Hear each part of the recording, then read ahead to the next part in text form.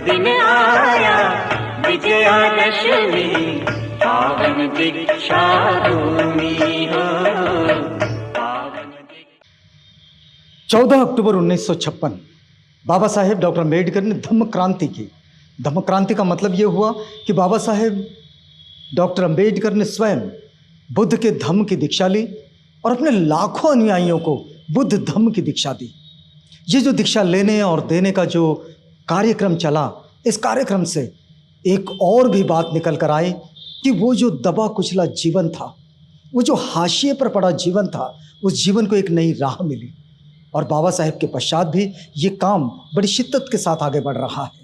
इस वक्त हम जो है ये है डॉक्टर बाबा साहेब आम्बेडकर सांस्कृतिक मंडल का सार्वजनिक वाचनालय। ये देखिएगा, बाबा साहेब की एक ऐसी प्रतिमा लगी हुई है जिसमें बाबा साहेब पढ़ रहे हैं।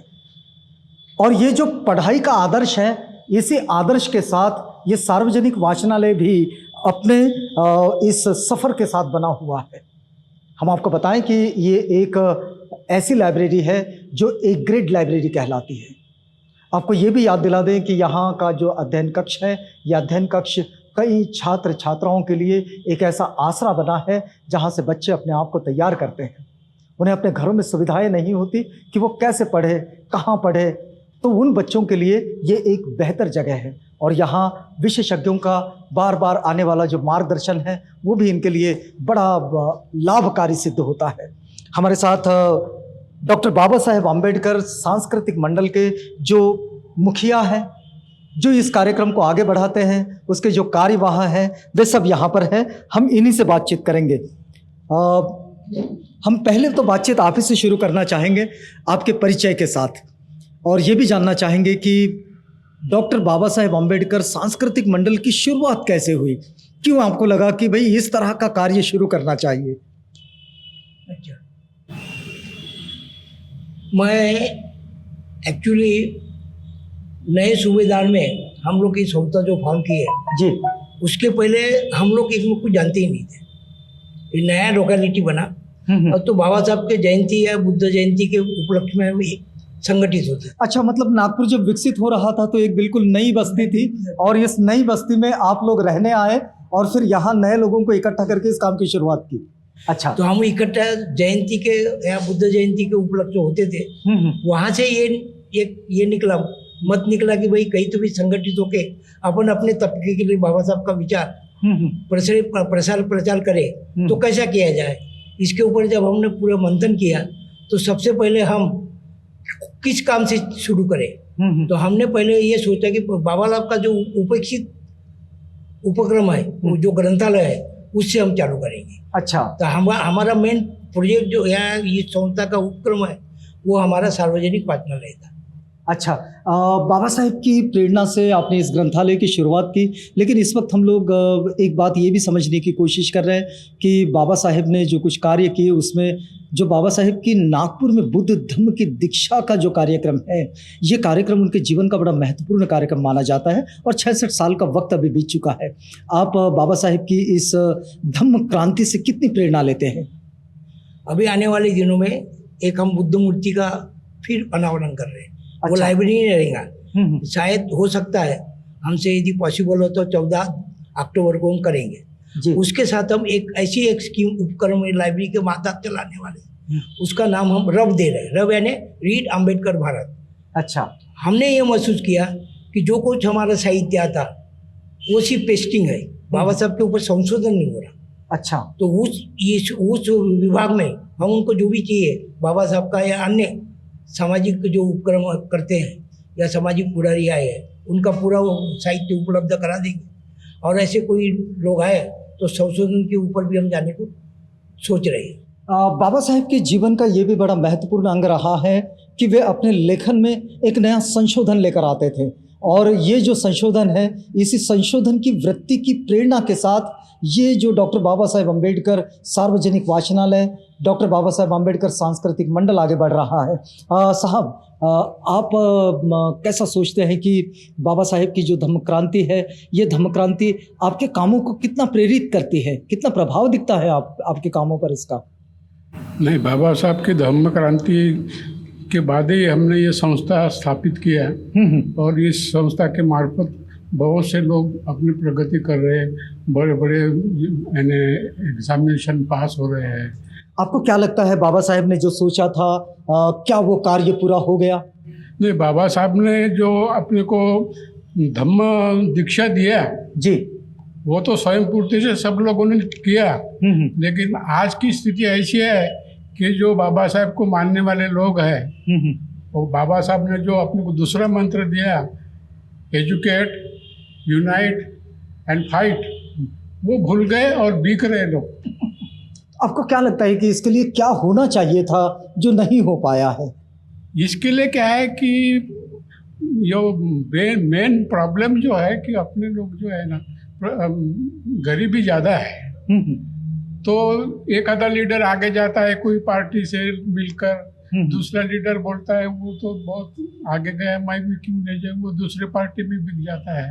अच्छा। तो पहला प्रॉब्लम है अपनी पावर्टी, अपने समाज की तो पावर्टी। आपको क्या लगता है कि जब इस तक ये पावर्टी अपने समाज की कम नहीं होगी तब तक ये बिकना बंद नहीं होगा। तो इस गरीबी को दूर करने के लिए क्या होना चाहिए था?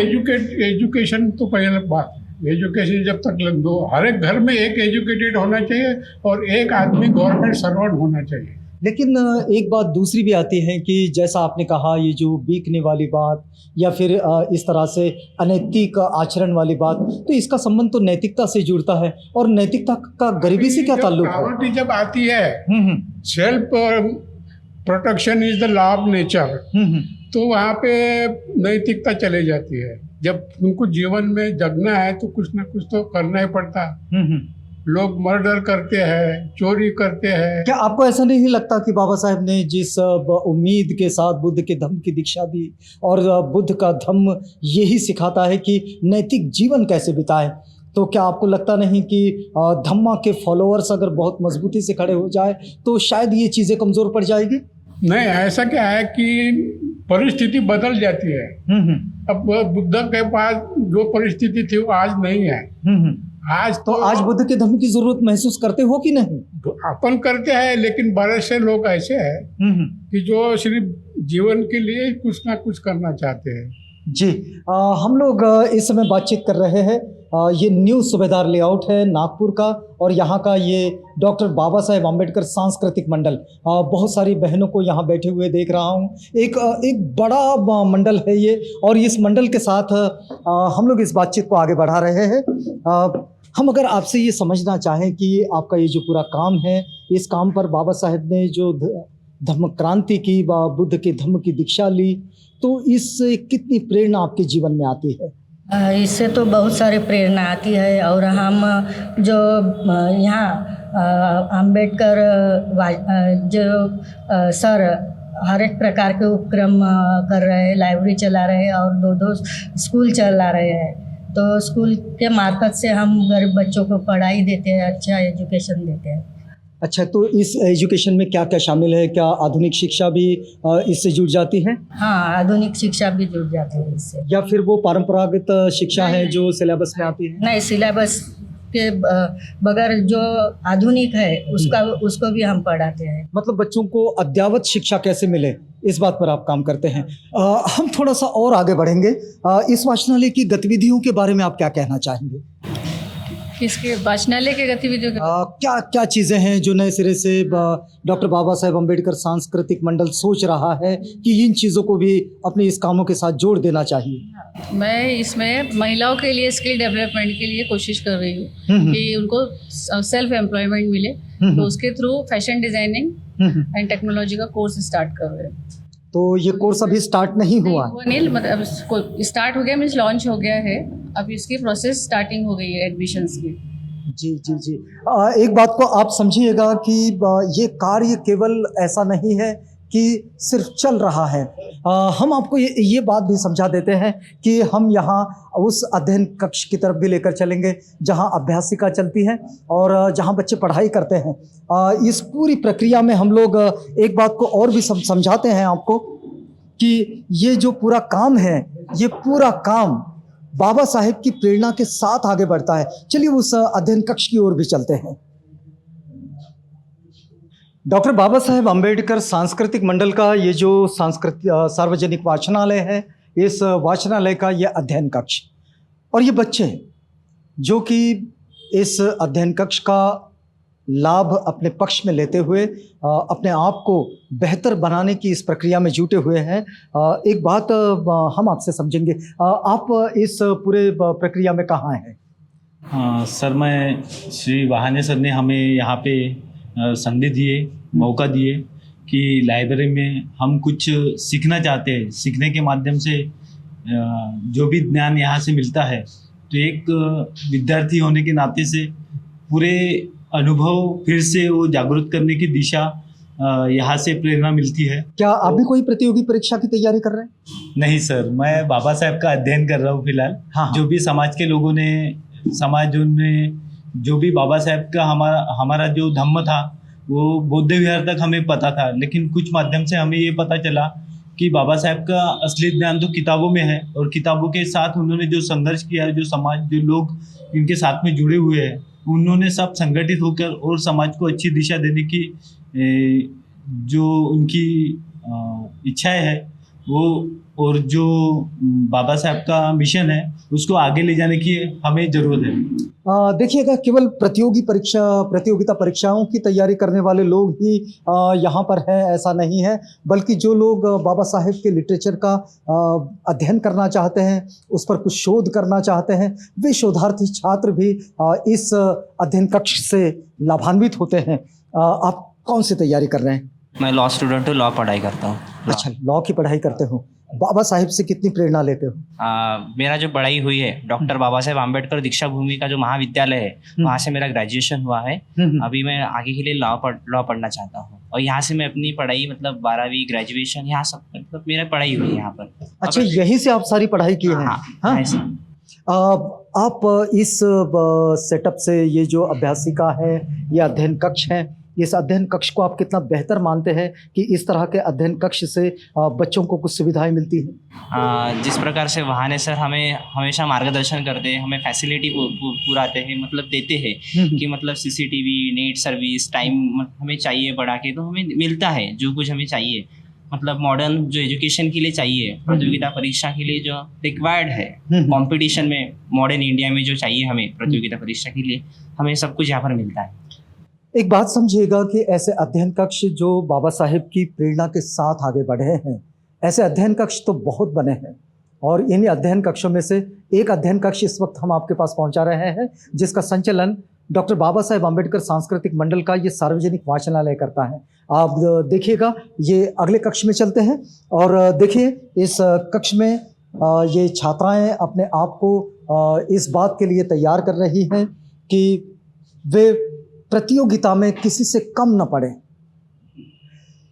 इस अध्ययन कक्ष में हम लोग एक छात्रा से बात करेंगे। बेटे, क्या नाम आपका?